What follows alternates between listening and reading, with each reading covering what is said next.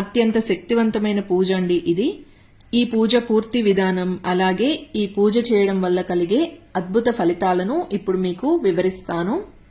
మీరు ఎటువంటి సమస్యతో బాధపడుతున్నా సరే ఈ వ్రతం ఒక్కసారి చేసుకోండి, తప్పకుండా మీరు ఆ సమస్య నుంచి గట్టెక్కుతారు. ఇది మీకు నా ఓన్ ఎక్స్పీరియన్స్ నుంచి చెప్తున్నానండి. నేను ఎంతో కాలంగా ఆ సమస్యతో బాధపడుతున్నాను. అయితే ఈ వ్రతం ఆచరించడం మొదలుపెట్టిన 2వ వారానికల్లా నాకు మంచి ఫలితం అయితే దక్కింది. అందుకే ఇంతటి మహిమగల పూజని మీ అందరితో షేర్ చేసుకోవడం కోసం నేను ఇక్కడ పూర్తి వివరాలను మీకు తెలియజేస్తానండి. ఈ పూజని అత్యంత సులభమైన పద్ధతిలో ఎలా చేసుకోవాలి, అలాగే ఇక్కడ పాటించాల్సిన విధి విధానాలు అన్నీ ఇప్పుడు మీకు ఈ వీడియోలో నేను మీకు చూపిస్తాను. ఏదో ఒక శనివారం రోజు మనము ఈ పూజను ప్రారంభించవచ్చండి. ఎవరైనా సరే ఈ పూజను చేసుకోవచ్చు. ఆ రోజు పొద్దున్నే నిద్రలేచి ఇల్లంతా శుభ్రం చేసుకున్న తర్వాత తలకు స్నానం చేసి ఆ తర్వాత మనము ఈ పూజని స్టార్ట్ చేసుకోవాలి. అయితే మనము సపరేట్గా ఈ విధంగా ఒక పీఠం లాగా ఏర్పాటు చేసుకొని అప్పుడు ఈ పూజను చేసుకోవాలండి.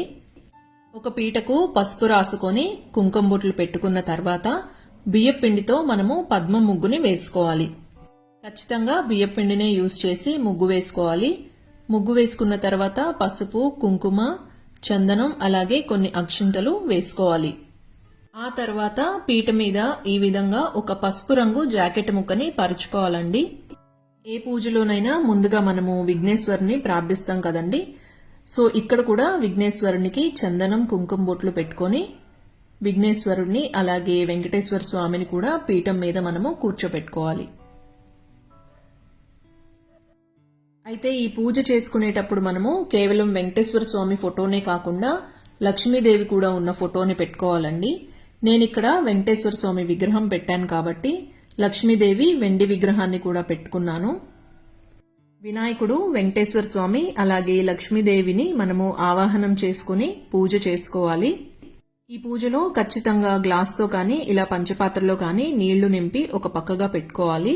తర్వాత మనం సిద్ధం చేసుకున్న దీపపు కుందుల్ని కూడా ఏర్పాటు చేసుకోవాలి. ఈ పూజలో ముఖ్యమైనవి పిండి దీపాలండి. వెంకటేశ్వర స్వామికి చలిమిడి దీపాలంటే చాలా ఇష్టం. ఇప్పుడు ఈ దీపాలను ఎలా తయారు చేసుకోవాలో చూద్దాము. ఇవి చేసుకోవడానికి మనకు కావాల్సింది బియ్యపు పిండి, అలాగే తురుముకున్న బెల్లము, ఆవు పాలు, అరటిపండు.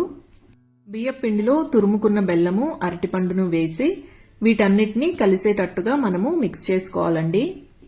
మధ్య మధ్యలో ఆవు పాలను యాడ్ చేసుకుంటూ ఇవన్నిటిని బాగా కలుపుకోవాలి.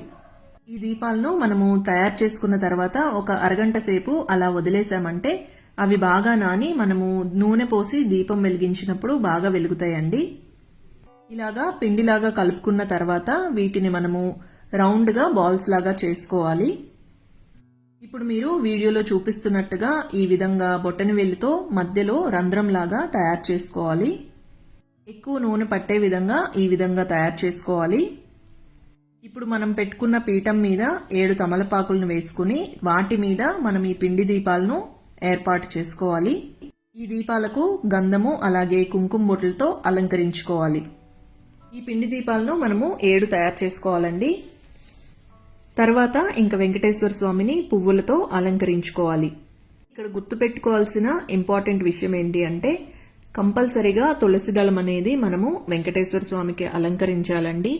ఆయనకి తులసి దళం అంటే చాలా ఇష్టము.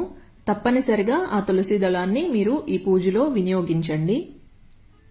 వెంకటేశ్వర స్వామి అలంకార ప్రియుడండి. మీరు వివిధ రకాల పువ్వులతో అలంకరించి తులసి దళం తప్పనిసరిగా పెట్టండి.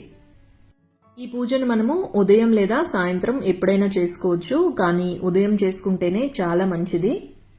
ఈరోజు మనము పానకం, వడపప్పు, చలిమిడి, బెల్లం అలాగే ఏదైనా నైవేద్యాన్ని మనము దేవుడికి సమర్పించవచ్చు.